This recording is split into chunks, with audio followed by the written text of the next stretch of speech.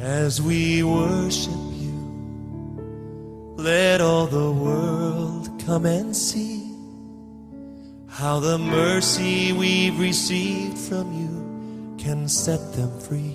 And as we worship you, let all this joy that... Messieurs et dames, aussi tu étais attentif à mes commandements. Un verset de la Bible, toujours avec l'ancien Kalenga. Ancien Kalenga, nous sommes à vous. Donc nous sommes au concept « Si tu étais attentif à mes commandements ». C'est le « ainsi dit l'Éternel ». C'est comme qui dirait qu'il y a d'autres qui ne sont pas attentifs. Mais l'homme d'une manière naturelle, il attend, donc il sommeille. C'est ça. Et Dieu dit, si tu étais attentif à mes commandements, pour dire que le concept d'être attentif, c'est une nécessité. Notre premier point, c'est la nécessité d'être attentif. Pour cela, nous lisons Jérémie 6, verset 10. Jérémie chapitre 6 et le 10e verset, nous lisons. À qui m'adresser et qui prendre à témoin pour qu'on écoute? Voici leur oreille est incirconcise et ils sont incapables d'être attentifs. Voici la parole de l'Éternel est pour eux un opprobre. Ils n'y trouvent aucun plaisir. Ce verset décrit le sort malheureux ou l'état malheureux des hommes. Où l'Écriture dit, c'est Dieu qui parle. À qui m'adresser et qui prendre à témoin pour qu'on écoute? Voici, leur oreille est incirconcise. C'est-à-dire, quand l'oreille n'est pas circoncise, c'est une impossibilité pour qu'on saisisse la parole de Dieu. Comme il est dit, ils sont incapables d'être attentifs. Donc, l'homme, il y a un état. Quand son oreille n'est pas encore circoncise, c'est une impossibilité qu'il soit attentif à la parole de Dieu. Voici la parole de l'Éternel, et pour eux, un opprobre. Or, la parole de l'Éternel, c'est ça la plus grande richesse qui puisse exister. Mais quand l'oreille n'est pas circoncise, quand on n'est pas attentif, donc la grande richesse pour nous, nous la considérons comme étant une grande honte. Il dit, ils sont incapables d'être attentifs, voici, la parole de l'Éternel est pour eux un opprobre. Ils n'y trouvent aucun plaisir. Vous comprenez un peu? Donc, le vœu de Dieu est que la soif de la parole soit une réalité dans notre vie. Mais si on n'y trouve aucun plaisir, comment est-ce qu'on va s'y attacher? Une impossibilité. C'est-à-dire ici, on nous décrit un peu l'état malheureux des humains. Vous comprenez un peu? Donc dans l'état dans lequel se retrouve, étant incapable d'être attentif à la parole de Dieu. On peut nous lire encore. Une question. Maintenant, comment avoir cette soif? Ou comment être attentionné aux choses de Dieu? Nous répondons à la question. Être attentionné, c'est conditionné par la circoncision de l'oreille. Et nous l'avions dit, une oreille circoncise, c'est quelqu'un dans la vie duquel l'écoute selon nous les humains a été condamnée, a été maudite, afin qu'on puisse passer à l'écoute selon Dieu. Je crois que on l'a quand même défini. C'est-à-dire, en nous les humains, il y a deux écoutes. L'écoute selon l'homme et l'écoute selon Dieu. C'est-à-dire, pour que nous soyons en mesure d'être attentifs, il faut que nous puissions nous débarrasser de l'écoute selon l'homme. Nous passons aussi à notre verset toujours dans Jérémie 6, verset 17 à 19. Nous lisons. J'ai mis près de vous des sentinelles. Soyez attentifs au son de la trompette. Mais ils répondent, nous n'y serons pas attentifs. C'est pourquoi écoutez, nation, sachez ce qui leur arrivera. Assemblée des peuples, écoute, terre. Voici, je fais venir sur ce peuple le malheur, fruit de ses pensées. Car ils n'ont point été attentifs à mes paroles, ils ont méprisé ma loi. Donc il y a une nécessité pour qu'on soit attentif à la parole de Dieu. Si on n'arrive pas à être attentif à la parole de Dieu, le malheur sera sur nous, comme l'Écriture le dit. J'ai mis près de vous des sentinelles. Soyez attentifs au son de la trompette. Mais ils répondent, nous n'y serons pas attentifs. C'est pourquoi écoutez, nations, sachez ce qui leur arrivera, assemblée des peuples. Écoute terre, voici, je fais venir sur ce peuple le malheur, fruit de ses pensées, car ils n'ont pas été attentifs à mes paroles, ils ont méprisé ma loi. Donc Dieu exige que l'homme soit attentionné à sa parole. C'est comme je prends sur le plan humain. Je suis chauffeur d'un grand ministre. Mais le ministre il quitte la réunion, mais il trouve le chauffeur, il est déjà parti quelque part. Donc le ministre, ça peut être autrement, le président de la République. C'est-à-dire, il est dans une réunion, moi je suis son chauffeur, il quitte la réunion, il trouve le chauffeur déjà parti, préoccupé à autre chose. Quelle sera ma place de moi, chauffeur du président? C'est fini. C'est fini. Sanction, peut-être même la prison. Pourquoi? Parce que le chauffeur n'a pas été attentif. Ouais. Et maintenant, devant notre Dieu, il nous parle, il nous donne des instructions, mais on n'est pas attentif. C'est ça. Quelle sera notre part? On ne peut pas être ses amis. Donc Dieu exige. Dieu, la Bible nous révèle la nécessité d'être attentif à la parole de Dieu. Oui. Pour cela, on peut lire même dans l'évangile de Matthieu, le 24, le verset 15. Matthieu 24, 15, nous lisons. C'est pourquoi, lorsque vous verrez l'abomination de la désolation dont a parlé le prophète Daniel, établi en lieu saint, que celui qui lit fasse attention. Je crois ici, c'est une recommandation personnelle du Seigneur Jésus. Oui. Où il dit, c'est pourquoi lorsque vous verrez l'abomination de la désolation dont a parlé le prophète Daniel, établi en lieu saint, que celui qui lit fasse attention. Qu'est-ce qu'il voudrait dire par là? Bon, ici on a le concept à être attentif, on peut quand même donner le sens un peu de ce verset. Ouais. Ce verset, c'est un verset qui, bon, pas qui ne fait pas couler beaucoup d'encre et de salive, parce que l'homme d'une manière générale, quand il voit des choses compliquées dans la Bible, il escamote, il saute. Il cherche ce qui est facile. Il cherche ce qui est facile. Les gens n'en parlent même pas. De quoi le Seigneur parle ici? L'abomination de la désolation, ça veut dire quoi d'abord sur le plan humain? C'est-à-dire, c'est une honte qu'on ne peut jamais supporter. C'est ça l'abomination de la désolation. C'est-à-dire une situation de honte, de malheur insupportable. C'est ça l'abomination de la désolation. Ça, nous parlons d'une manière générale. Ouais. Mais l'abomination de la désolation dont le Seigneur a parlé ici, c'est quoi? Quand nous regardons d'une manière générale, je prends un exemple. Un PDG d'une entreprise, il arrive à perdre son emploi, il devient chariomaine. Un journalier d'entreprise, il perd son emploi, il devient chariomaine. Tous les deux étant chariomènes, ils sont dans la même désolation. Non. Qui est dans la grande désolation? Le grand PDG. Ah.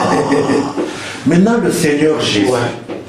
lui le créateur du ciel et de la terre, il était dans la gloire, la vraie.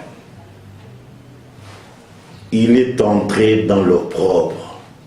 Depuis que le monde existe, depuis que les nations existent, il n'y a personne qui a connu une grande honte que celle du Seigneur Jésus, je veux dire en dimension. Parce que c'est lui qui occupait le niveau le plus haut, mais il est descendu plus bas dans l'opprobre de la croix. Oui. C'est-à-dire l'abomination de la désolation dont le Seigneur parle ici, dont Daniel a parlé, n'est autre que quand le péché s'est retrouvé dans la personne du Seigneur Jésus. C'est le Seigneur Jésus qui est le lieu saint, qui est le sanctuaire. C'est-à-dire quoi? Un lieu réservé pour la présence des dieux. Mais par l'œuvre de la croix, le lieu réservé pour la présence des dieux, le péché a fait accès dans ce lieu. Donc c'est Jésus qui est le lieu saint. Le lieu saint dont on parle ici n'a rien à voir avec nos bâtiments. Donc c'est-à-dire quoi? Quand nous faisons une mauvaise lecture de l'œuvre de la croix, au lieu d'en saisir le sens vrai qui enfante le salut, on va saisir l'opposé et nous allons entrer dans la mort. Je prends le cas concret.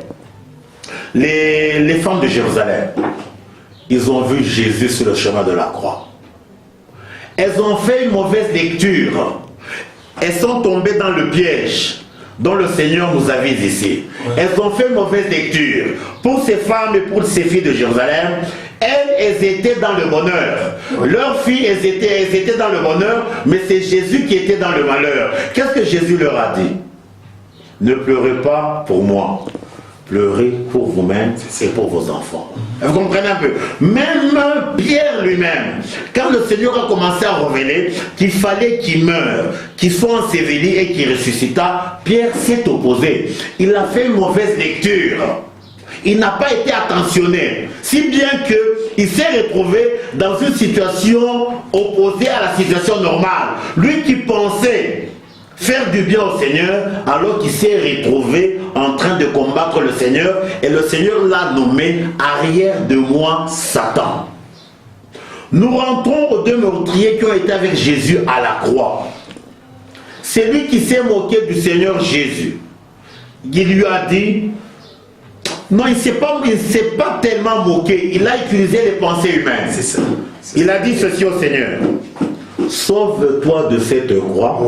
Et sauve-moi aussi pour que je rentre dans mon ancienne vie. Donc, il a fait une mauvaise lecture de l'œuvre de la croix. Mais son compagnon qui était à la croix, lui, qu'est-ce qu'il a dit? Il a repris, dit, tu ne crains pas Dieu. Nous méritons la croix. C'est-à-dire quoi? Tous, nous méritons la mort. Mais lui, il n'a rien fait. Et qu'est-ce qu'il a dit au Seigneur? Il ne lui a pas dit, fais des efforts pour que je rentre dans mon ancienne vie. Non, sa vision a changé. Il dit, Seigneur, souviens-toi de moi quand tu viendras dans ton règne. C'est-à-dire, sa vision n'a plus été les choses visibles, c'est-à-dire les choses passagères, les choses périssables. Sa vision était dans le règne à venir. Lui, il a fait une bonne lecture. Et beaucoup de gens font une mauvaise lecture de l'œuvre de la croix. C'est pour cela qu'il y a même certaines personnes, une certaine spiritualité, ils disent que l'œuvre de la croix c'est un crime. Ne vous sauve pas. Vous comprenez un peu? Ils tombent dans ce piège parce qu'ils font une mauvaise lecture. Selon l'apôtre Paul déclare, les Grecs cherchent la sagesse, les Juifs cherchent les miracles, nous prêchons Christ crucifié, scandale pour les Juifs, folie pour les Grecs, mais puissance et sagesse pour nous qui sommes sauvés. C'est-à-dire quoi? C'est l'œuvre de la croix qui est la source du salut de tout homme. C'est-à-dire, c'est pour ça qu'il dit, c'est pourquoi lorsque vous verrez l'abomination de la désolation dont a parlé le prophète Daniel, établie en lieu saint, que c'est lui qui y fasse attention. Donc si on ne fait pas attention, on se retrouve dans une dimension qui n'est pas une dimension opposée à la bonne dimension par rapport au Seigneur. Nous allons encore à notre thème, nous sommes toujours dans la nécessité d'être attentifs. Nous pouvons lire Proverbe, je vais nous lire un peu Proverbe 24, du verset 30 au verset 34. Proverbe 24, 30 à 34, oui. Nous lisons. J'ai passé près du champ d'un paresseux et près de la vigne d'un homme dépourvu de sens. Et voici les épines y croissaient partout, les ronces en couvraient la face et le mur de pierre était écroulé. J'ai regardé attentivement et j'ai tiré instruction de ce que j'ai vu.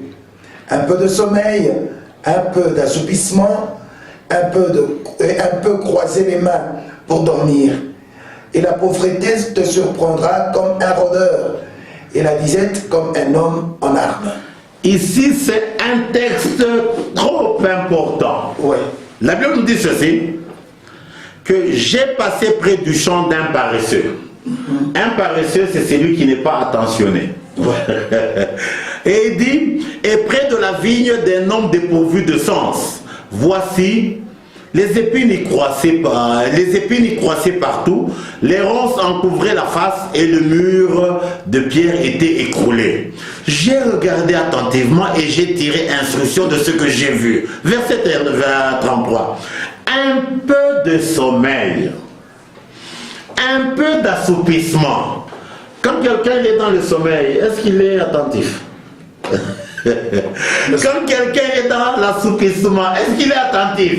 Donc on se retrouve dans la situation opposée à la recommandation du Seigneur où Dieu nous exige d'être attentif. Il dit un peu de sommeil, un peu d'assoupissement, un peu de croiser les mains pour dormir. Je vais essayer un peu d'expliciter un peu de quoi il s'agit ici.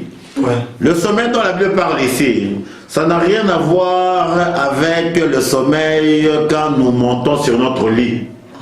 Le sommeil dont la Bible parle ici, c'est quand nous nous reposons tranquillement dans notre chair. On est dans le sommeil. La volonté de Dieu est que nous puissions nous extirper de notre chair pour que nous puissions nous reposer dans la dimension selon l'esprit. Oui. Un peu d'assoupissement, donc c'est la même distraction, c'est-à-dire c'est la chair qui nous distrait. Mais si on se repose dans la chair, on est dans l'assoupissement. Et la Bible rajoute encore un peu croiser les mains pour dormir. Quand nous rentrons dans les Saintes Écritures, il est dit ceci, à la consécration des sacrificateurs. Le sacrificateur devrait entrer dans le temple. Il agissait, il travaillait seulement avec une seule main, parce qu'on mettait le sang seulement sur le pouce de la main droite. C'est-à-dire, dans la vision de Dieu, on ne doit travailler qu'avec une seule main et la main droite. La main droite revêt le quoi? La main droite revêt ce qui est de Dieu. La main gauche revêt ce qui est de la chair. C'est pour cela que même quand on parle de l'offrande, quand ta main droite donne, que la gauche ne sache pas. Donc c'est-à-dire, Dieu interdit que la droite et la gauche puissent être ensemble, puissent être croisées. Ça veut dire quoi? Quand nous mélangeons les choses spirituelles et les choses charnelles, nous croisons les mains. Et Dieu interdit à ce que nos mains soient croisées. C'est-à-dire quoi? Quand nous mélangeons ce qui est spirituel et ce qui est charnel, nous sommes dans le sommeil. Vous comprenez un peu? C'est-à-dire, Dieu nous interdit le sommeil. C'est-à-dire quoi? Nous devons être attentionnés. Être attentionnés, c'est quand nous nous retrouvons dans la marche selon l'esprit. C'est-à-dire, nous veillons à ce que notre chair ne puisse se réveiller. C'est-à-dire, la chair doit rester enfermée dans une prison. C'est ça, être attentionné. Et la Bible nous dit un peu de sommeil, un peu d'assoupissement, un peu de croiser les mains pour dormir. La pauvreté te surprend comme un rôdeur. La pauvreté dont la Bible parle, ça n'a rien à voir avec les francs congolais, ça n'a rien à voir avec les dollars, ça n'a rien à voir avec les euros, ça n'a rien à voir avec les maisons de la terre. C'est-à-dire, ça n'a rien à voir avec le périssable. La pauvreté dont la Bible parle, c'est la pauvreté par rapport à la richesse véritable, non périssable, à savoir Dieu seul. Ouais. C'est-à-dire quoi? Quand nous rentrons dans le sommeil, nous perdons Dieu. Nous perdons la richesse et nous devenons pauvres. C'est ça que la Bible nous avertit. Il dit un peu de sommeil, un peu d'assoupissement, un peu de croiser les mains pour dormir, et la pauvreté va te surprendre comme un rôdeur et la disette comme un homme en arme. Donc ici, la Bible nous révèle que nous devons être attentifs. Être attentif, c'est demeurer sous la tour. Et la tour, c'est la dimension selon l'esprit.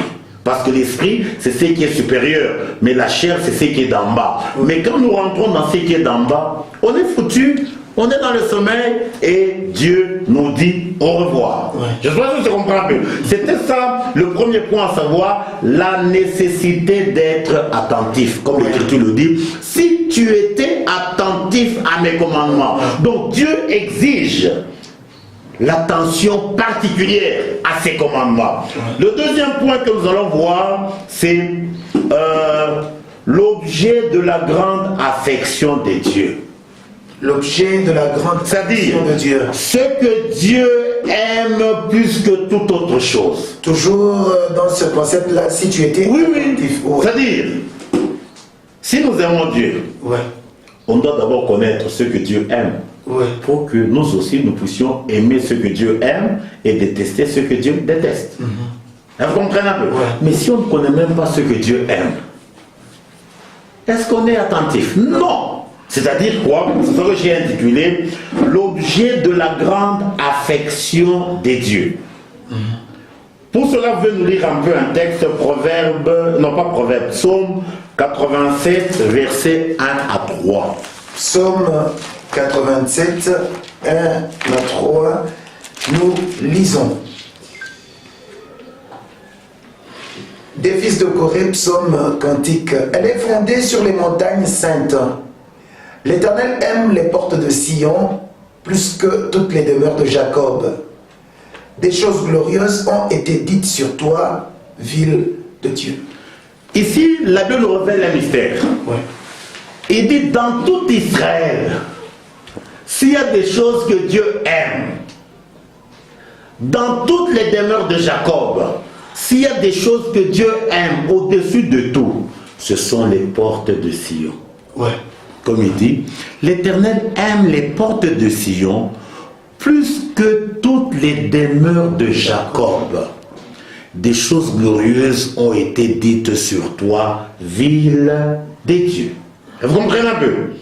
Pour bien comprendre ce concept, on va lire le prophète Ésaïe. Ésaïe 56, du verset 3 au verset 8. Ésaïe 56,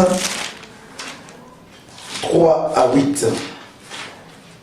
Nous lisons. Que l'étranger qui s'attache à l'Éternel ne dise pas, l'Éternel me séparera de son peuple. Et que les nuques ne disent pas, voici, je suis un arbre sec. Car ainsi parle l'Éternel aux eunuques qui garderont mes sabbats, qui choisiront ce qui m'est agréable et qui persévéreront dans mon alliance. Je donnerai dans ma maison et dans mes murs une place et un nom préférable à des fils et à des filles. Je leur donnerai un nom éternel qui ne périra pas. Et les étrangers qui s'attacheront à l'Éternel pour le servir, pour aimer le nom de l'Éternel, pour être ses serviteurs, tous ceux qui garderont le sabbat pour ne point le profaner et qui persévéreront dans mon alliance, je les amènerai sur ma montagne sainte et je les réjouirai dans ma maison de prière. Leurs holocaustes et leurs sacrifices seront agréés sur mon autel, car ma maison sera appelée une maison de prière pour tous les peuples. Le Seigneur, l'Éternel parle, lui qui rassemble les exilés d'Israël. Je réunirai d'autres peuples à lui, aux siens déjà rassemblés. Et dans le texte que nous venons de lire, le verset clé qui marque un peu notre attention dans notre thème que nous sommes en train de traiter, c'est là où il est dit « Car ainsi parle l'Éternel » à partir du verset 4, « aux eunuques qui garderont mes sabbats, qui choisiront ce qui m'est agréable et qui persévéreront dans mon alliance. » C'est-à-dire, nous devons choisir ce qui est agréable à Dieu, c'est-à-dire ce que Dieu aime. Et nous l'avons vu dans Proverbe, dans Psaume 87, que dans toutes les demeures de Jacob, s'il y a des choses que Dieu aime, plus que tout, ce sont les portes de Sion. Maintenant, les portes de Sion, c'est quoi? Est-ce que c'est ce que Dieu aime? Nous sommes curieux. Ouais.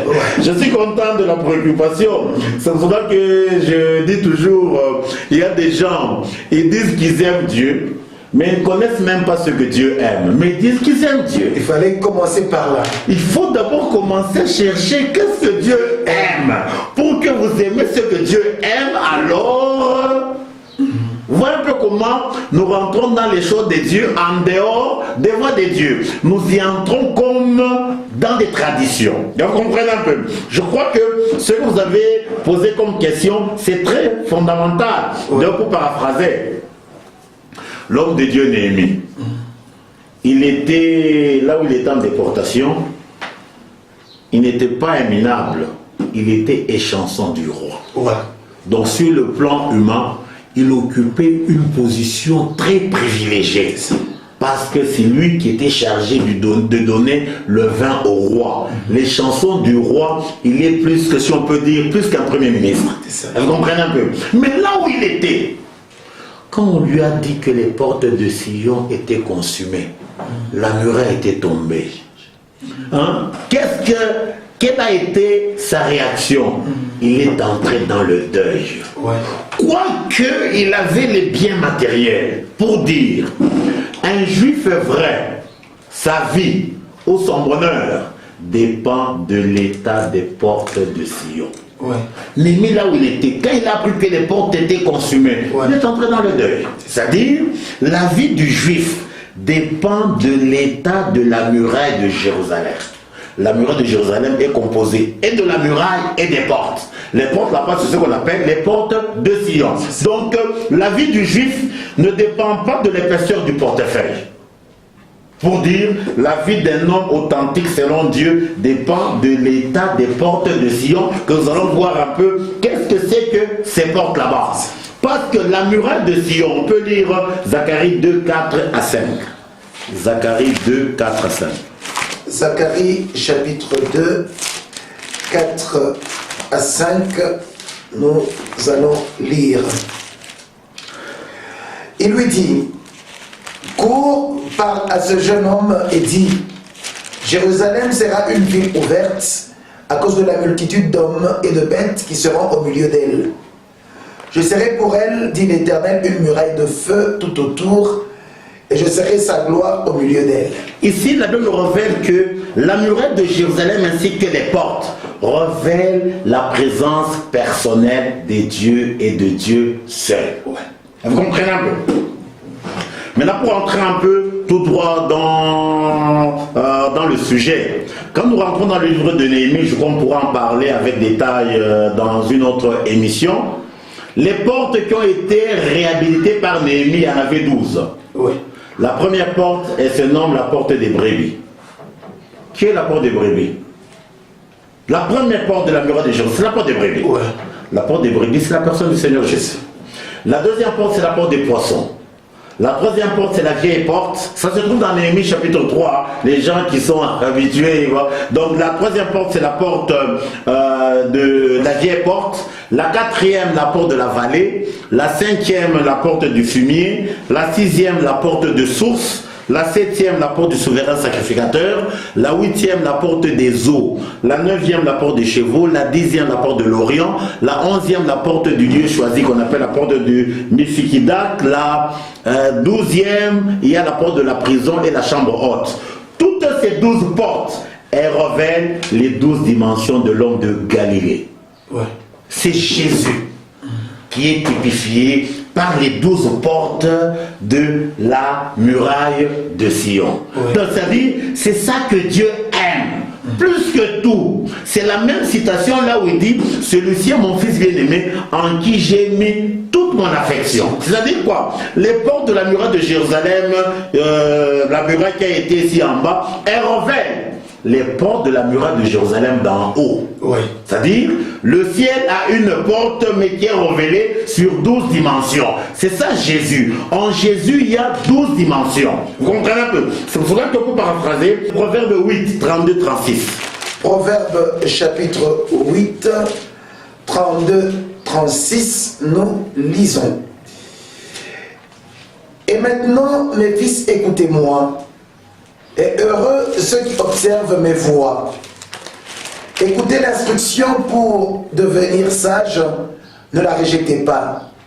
Heureux l'homme qui m'écoute, qui veille chaque jour à mes portes et qui en garde les poteaux. Car celui qui me trouve a trouvé la vie et il obtient la faveur de l'Éternel. Mais celui qui pêche contre moi, lui, a son âme. Tous ceux qui me haïssent aiment la mort. Une brève conclusion et nous allons reprendre à partir de ce verset. Je crois que quand nous lisons ce texte, nous voyons la place prépondérante que prennent les portes de la sagesse. Comme il est dit, heureux l'homme qui m'écoute, qui veille chaque jour à mes portes et qui en garde les poteaux. Car c'est lui qui me trouve à trouver la vie il obtient la faveur de l'Éternel, mais celui qui pêche contre moi nuit à son âme. Tous ceux qui me haïssent aiment la mort. C'est-à-dire, notre attitude vis-à-vis de portes, si notre attitude est correcte, on a la vie. Si notre attitude est responsable face aux portes, on a la mort. Et je sais que vous allez mieux comprendre à l'émission prochaine ce concept. Et si vous avez des remarques, de suggestions, vous pouvez nous les faire parvenir. D'ici là, portez-vous bien. Au revoir.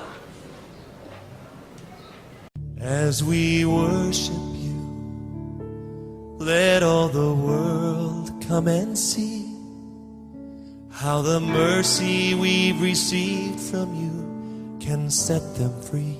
And as we worship you, let all this joy that